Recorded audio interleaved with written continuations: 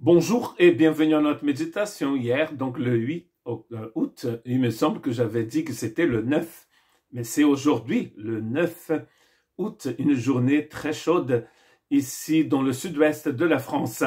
Et nous lisons, en fait, je lis avec vous dans 2 Corinthiens chapitre 2, versets 15 et verset 16, juste une partie du verset 16. Nous sommes en effet pour Dieu la bonne odeur de Christ parmi ceux qui sont sauvés et parmi ceux qui périssent.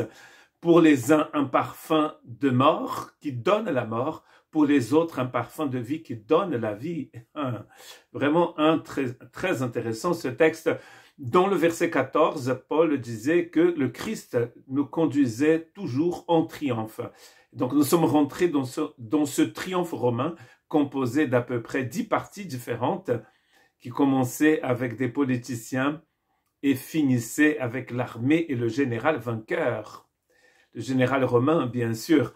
Et il avait donc des prisonniers dans ce cortège, dans ce genre de défilé d'école de samba de Rio, qui donc seraient morts. Il avait beaucoup d'encens, beaucoup de parfums, mais ce parfum ne signifiait pas la même chose pour les deux groupes. Donc ce défilé signifiait deux choses différentes pour les personnes. Donc d'abord, ça signifiait la vie pour les Romains vainqueurs, mais ça signifiait la mort pour ceux qui étaient vaincus.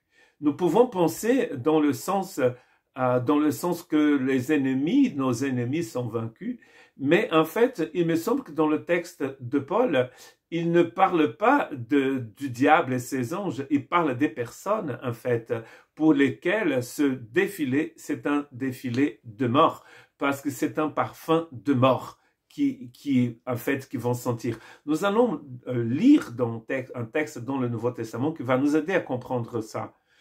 Mais ce qui est intéressant, c'est que le parfum ici, c'est nous. Nous sommes un parfum. Nous sommes un parfum de vie, mais tout le monde ne voit pas ça comme ça. C'est ce que le texte nous dit. Vous savez très bien que l'évangile n'est pas un conte de fées à la Hollywood où tout finit bien. Il y a des choses qui ne finissent pas du tout bien, hélas, dans l'histoire de l'évangile. Nous sommes donc un parfum de mort menant à la mort, mais pour certains, arôme de vie menant à la vie. Et donc on voit bien que l'odeur de l'encens qui était brûlé aux dieux pendant ces défilés romains, le défilé du triomphe, avait donc une odeur merveilleuse pour les Romains, mais une odeur très mauvaise pour les prisonniers, parce qu'ils seraient bientôt exécutés, ou sinon ils allaient être rendus en esclavage. Il me semble qu'un tiers de la population de l'Empire romain s'était constitué d'esclaves, en fait. Nous sommes pour Dieu le parfum de Christ.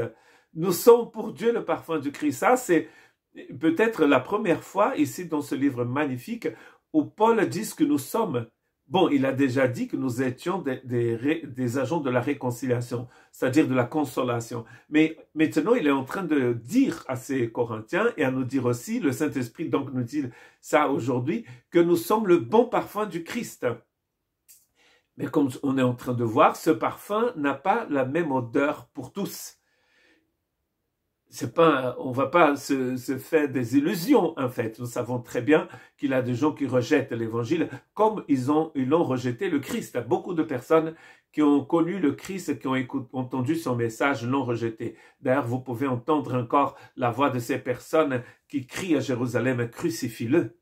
Ils voulaient crucifier le Messie et donc, ça veut dire qu'ils l'ont rejeté. Dans Jean chapitre 3, à partir du verset 17, Jésus dit, car Dieu n'a pas, et cela, je vous rappelle, c'est juste après le verset 16, où il a dit, car Dieu a tant aimé le monde qu'il a donné son Fils unique, afin que quiconque croit en lui ne périsse pas, mais qu'il ait la vie éternelle. Mais regardez le verset 17, car Dieu n'a pas envoyé son Fils dans le monde pour condamner le monde, mais pour sauver le monde par lui. Celui qui croit en lui n'est pas condamné, mais celui qui ne croit pas est déjà condamné parce qu'il n'a pas cru au nom du Fils unique de Dieu. Donc ça veut dire que le fait de ne pas croire nous met les personnes dans cette condamnation. Voici le verdict le verdict. Donc Jésus va nous dire ce que c'est arrivé. La lumière est venue dans le monde, mais les hommes ont préféré les ténèbres. Donc on souligne bien ce verbe préférer. Il y a des personnes, aujourd'hui encore, qui préfèrent le mal, qui préfèrent les ténèbres, qui préfèrent le diable. Hélas, hein? Et préfèrent donc les ténèbres à la lumière, car leurs actions étaient mauvaises. Tous ceux qui font le mal détestent la lumière et n'entrent pas dans la lumière de peur que leur action ne soit révélée. Donc ils ne s'approchent pas de la lumière, ils restent à l'écart de la lumière en quelque sorte. Mais quiconque vit selon la vérité vient à la lumière, afin qu'il soit visible, que ce qu'il a fait était fait aux yeux de Dieu. Donc, aujourd'hui encore, il y a des gens pour qui le bon parfum, c'est une odeur de mort. Ils rejettent l'évangile. On sait bien que le message de l'évangile, c'est un message de salut pour tous. Mais il faut l'accepter, il faut le recevoir. C'est par grâce. Donc c'est un cadeau. Mais il y a des gens qui ne veulent pas ce cadeau. En fait, on sait qu'ils ne sont pas sauvés parce qu'ils ont rejeté l'évangile.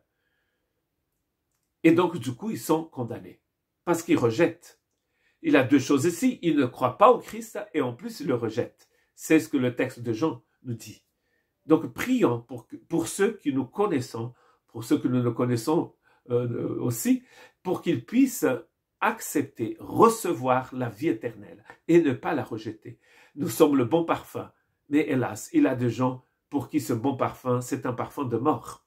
Que Dieu ait pitié de nous.